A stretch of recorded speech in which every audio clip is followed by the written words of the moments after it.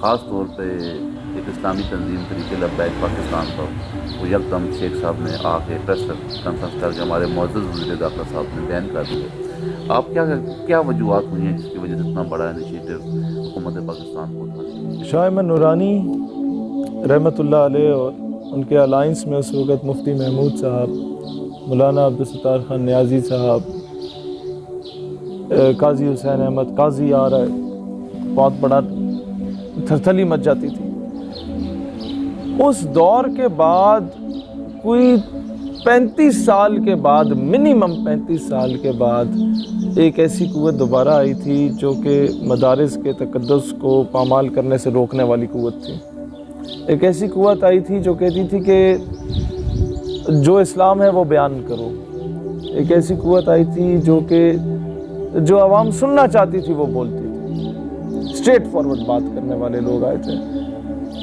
और फिर जब ये धचका लगना शुरू हो गया मगरबी आकाओं को कि यार ये फिर उस कौम को उस ग़ुलामी से निकालने के लिए आ गए, तो उन्होंने ये कोशिश की कि यार इनसे जाके इन्हें समझाया जाए कि आप वो इस्लाम बयान करें जो हम आपको कहते हैं। मस्जिदों के स्पीकर पे पाबंदी अभी नहीं लगी, 1857 की जंग आज़ादी के बाद से ही लगना शुरू हो गया था, जब जामे मस्जिद दिल्ली से पहली मरतबा ऐलान हुआ था जिहाद का। वो चीज़ों को दोहराया जा रहा होता है, हर 20-30 साल के बाद कोई ना कोई दरवेश आता है, उसको रोक दिया जाता है। और अब मैं समझता हूँ कि मगरब को राज़ी करने के लिए आसिया मलूना को वापस भेजा गया। मगरब को राज़ी करने के लिए 70 साल की कारस्तानियाँ आप देख लें, ये आफिया सिद्दीकी को आपने बेच दिया। मगरब को राज़ी करने के लिए अपने अड्डे तक फराम किए गए, वो राज़ी नहीं हुआ। हमारे कितने ही फ़ौजी शहीद हुए, कितने जवान शहीद हुए, कितने सिविलियंस कोलेटरल डैमेज में शहीद हुए, मगरब राज़ी नहीं हुआ। कश्मीर के मामले पे बैक फुट पे चली गई हमारी गवर्नमेंट्स, मगरब राज़ी नहीं हुआ। LOC पे बार्ड वायर लगा दी, मगरब राज़ी नहीं हुआ। कश्मीर को एक किस्म से बेच दिया, मगरब राज़ी नहीं हुआ। कश्मीर पे चुप साध ली, मगरब राज़ी नहीं हुआ। फ़लस्तीन का मामला तो छेड़ा ही नहीं ना, मगरब राज़ी नहीं हुआ। इजराइल के बारे में छोटी मोटे बयानात आना शुरू हो गए, मगरब राज़ी नहीं हुआ। मुमताज़ कादरी को फांसी के फंदे पे लटका दिया, मगरब राज़ी नहीं हुआ। तो अब तो समझ जाओ ना कि कुरान और अल्लाह तुम्हें बार बार क्या बताता है कि जनाब ये तुम मर भी जाओ ना, ये कभी तुमसे राज़ी नहीं होंगे जब तक तुम इनके मजहब को इख्तियार ना करो। कौन सा ऐसा जनरेशन गैप है जिसकी वजह से इनके साथ डेलाक के घर का मामला था हमारे, 3 दिन सख्त बेचैनी में पाकिस्तान की आवाम रही है, इस कौम को सख्त परेशानी से गुजरना पड़ा है। उस तरफ के ग्रुप में और हमारी हुकूमत के ग्रुप में कोई ऐसे जय्यद उलमा इकराम नहीं थे, या उनके पास कोई ऐसे बंदे नहीं थे विजन रखने वाले जो बैठ के अफाम व तफहीम से इस मसले का हल निकालते। इस हद तक ना जाना पड़ता ताकि अच्छे तरीके से इस मसले को सॉल्व किया जाए। 2 लफ्ज़ में बताऊँ, मुज़ाकराती फ़ेज़ में इस तरफ से किसी रिटायर्ड ब्यूरोक्रेट या रिटायर्ड अफसर की कमी थी जो नेगोशिएशंस को जानता है और जो चीज़ों को समझता है और जाके हुकूमत से मनवा लेता, और दूसरी तरफ किसी गैरतमंद बंदे के पुत्र की कमी थी हुकूमत की जानिब से कि वो आके समझता कि मामला एक जमात का नहीं, 22 करोड़ आवाम का भी नहीं, 1.25 अरब मुसलमानों का है। सफ़ीर का जहाँ तक ताल्लुक़ है, ये बहुत लेट कर गई थी गवर्नमेंट इस मामले को, और उतना ही गवर्नमेंट के लिए नुकसानदेह था उस वक़्त। मामला ये था कि जिस दिन उसने हरामज़दगी की थी फ्रांसीसी सदर ने, on the very next day you should have kicked that bloody French ambassador. तो क्या होना था कि पूरी उम्मत चंदा इकट्ठा करके आपके झोली में रख देती कि जनाब खान साहब तुम तैयब अर्दगान से ऊपर जा चुके हो, तुम्हारे कर्जे हम उतारेंगे। पूरी उम्मत गिरबान पकड़ लेती अपने हुक्मरानों का कि जनाब इमरान खान ने निकाला सफ़ीर को, तो तुमने क्यों नहीं निकाला। आज इस्लाम का एक नैरेटिव ही और होता दुनिया में, लेकिन चंद सख्त फैसले लेने के लिए आपको अंदर से दिलेर होना होता है। तारिक बिन ज़ियाद ने हस्पानिया में जब फ़ौजें उतारी थी ना, तो जब पता चला कि उनके ईसाइयों की जो फ़ौजें हैं वो तो 10 गुना बड़ी हैं, तो पीछे से रास्ता जाने का जो था वो दरिया का था। तारिक बिन ज़ियाद ने कश्तियाँ जला दी थी, या गाजी होंगे शहीद होंगे। खान को उस वक़्त ये फ़ैसला करना था, जो खान वो कहते हैं स्टेशन टाइम सेव्स 9, वक्त पे एक गिरा लगा दो ना, बाद में 9 गिरें नहीं लगानी पड़ती, फिर वो फटता जाता है सिलसिला। खान अभी ये कुछ कर चुका है, और ये लिख लें मेरे अल्फाज لال مسجد مہنگا پڑا تھا، شبرجی والوں نے برداشت کر لیا، یہ چیز شاید تمہیں مہنگی پڑے۔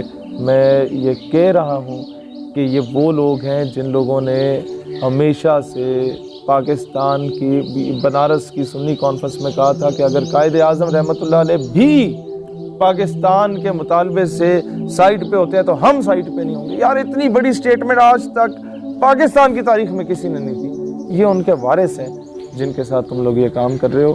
یاد رکھنا، آپ لوگ جان بوجھ کے لوگوں کو موقع دے رہے ہیں کہ وہ ان کے ذہن سے حب الوطنی ختم ہو۔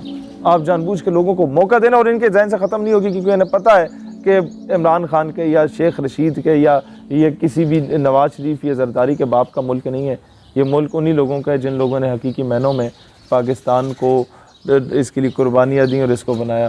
لیکن حکومت نے میرا خیال ہے کوئی کوشش چھوڑی نہیں ہے کہ جس سے عوام کو اور اداروں کو آپس میں لڑوانے کی کوشش نہیں چھوڑی۔ پھر آپ یہ دیکھیں کہ کتنی نفرت پیدا ہو گئی ہے اداروں اور عوام کے درمیان۔ اس میں میرا خیال ہے گورنمنٹ نے کوئی موقع انہیں جانے نہیں دیا۔ اب میں سمجھتا ہوں کہ گورنمنٹ کو مذاکرات کی طرف آنا چاہیے، اور government should take long term measures, آپس میں اکٹھے ہوں۔ اگر اس معاملے میں کوئی سپورٹ کی ضرورت ہے تو ہم لوگ اپنا رول پلے کر سکتے ہیں کہ افہام و تفہیم سے معاملہ حل ہو، کہ پاکستان میں مزید پاکستان اس کا متحمل نہیں ہے۔ نبوت کے معاملے میں کسی کے عشق مصطفیٰ کو جانچنے کا کوئی پیمانہ نہیں، اس کے لیے کوئی شرائط شریعت میں بھی نہیں رکھی گئی، کسی جگہ پہ بھی کوئی شرط نہیں ہے کہ یہ مجھ سے بڑا عاشق ہے یا مجھ سے چھوٹا عاشق ہے۔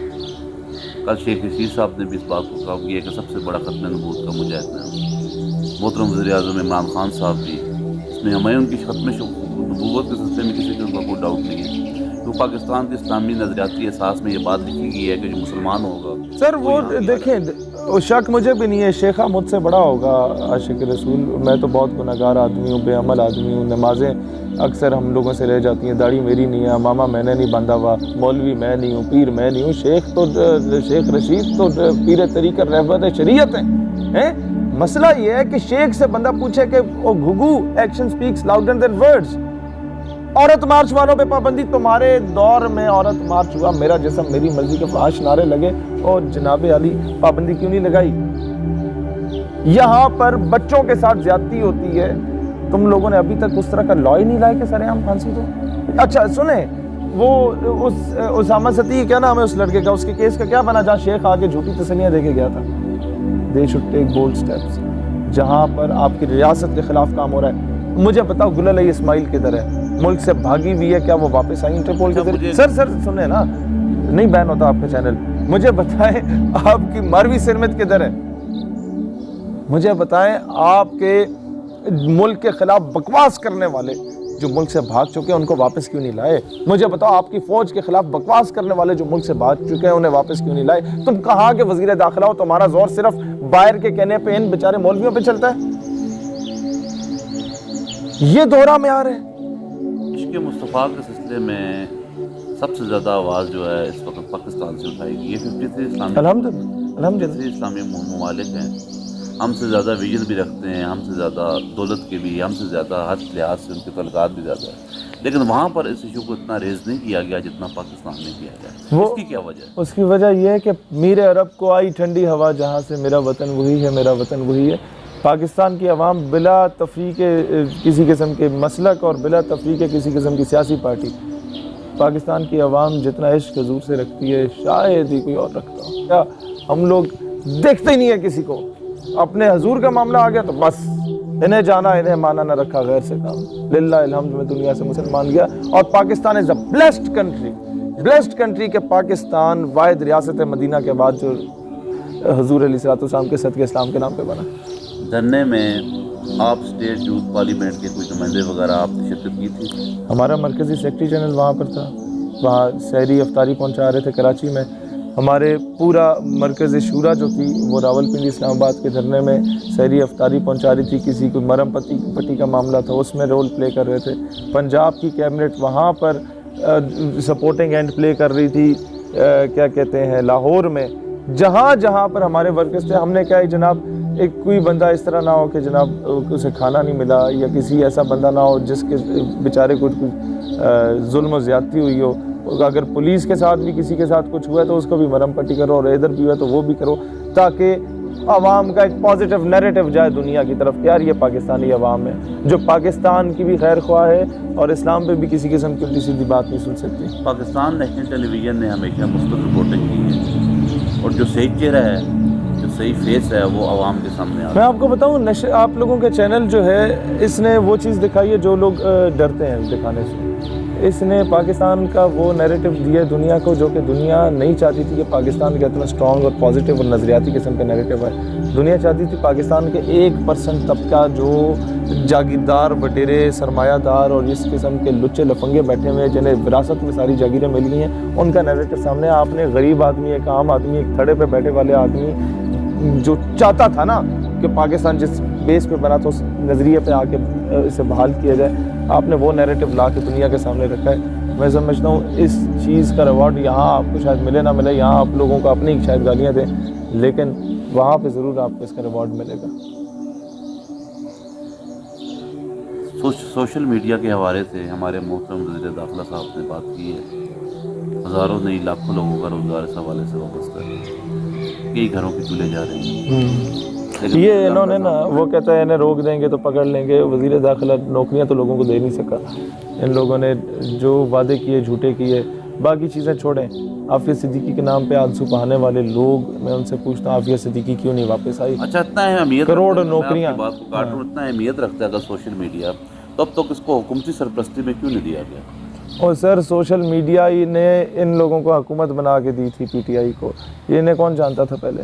یہ اب بھی میں سمجھتا ہوں پی ٹی آئی کا جتنا لاکھوں کی تعداد میں متنفر کارکن ہے جو آ کے اب ہم لوگوں سے رابطہ کر رہا ہے، وہ سارا سوشل میڈیا پہ آیا تھا، پی ٹی آئی کا حامی بنا، اس نے نیریٹو بلڈ کیا، لوگوں نے آرٹیکلز لکھے، لوگوں نے کالمز لکھے، لوگوں نے ویڈیو میسیجز بنائے، لوگوں نے آڈیو میسیجز دیے اور لوگوں کو مائل کیا کہ یار یہ پی ٹی آئی ایک ایسی حکومت شاید بنا لے جو پاکستان کو آزاد کروا دے حقیقی معنوں میں۔ لیکن ان لوگوں نے سوشل میڈیا کو یوز کیا اور پھر اسی کے خلاف آگے، ان لوگوں نے ڈاکٹر عافیہ کے نام کو یوز کیا پھر اس کے خلاف آگے، ان لوگوں نے ریاست مدینہ کے نام کو یوز کیا پھر انہی پرنسپلز کے اگینسٹ گئے۔ ان لوگوں نے they are bloody users and day will come when they ول سے کہ او ہم تو لوگوں کو استعمال کرنے کا سوچے تھے، ہم خود ٹیشو پیپر کی طرح استعمال ہو گئے۔ ڈے ول کم کہ پی ٹی آئی کی گورنمنٹ یہ کہنے پہ مجبور ہو جائے گی کہ یار ہمیں نہیں سمجھ آئی کہ ہم کیسے کیسے استعمال ہو چکے ہیں۔ عمران خان کو بھی آنکھیں کھولنی ہوں گی، اپنے 5-7 مشیروں وزراء جو اس کے ایرے غیرے بیٹھے ہوئے ایسے الٹے مشورے دے رہے ہیں، ان کو تھوڑا سا ان کے پیچھے لگاؤ کہ وہ کس کو کال کر رہے ہیں، کس سے رابطے میں ہیں اور کیا کرنا چاہتے ہیں وہ لوگ۔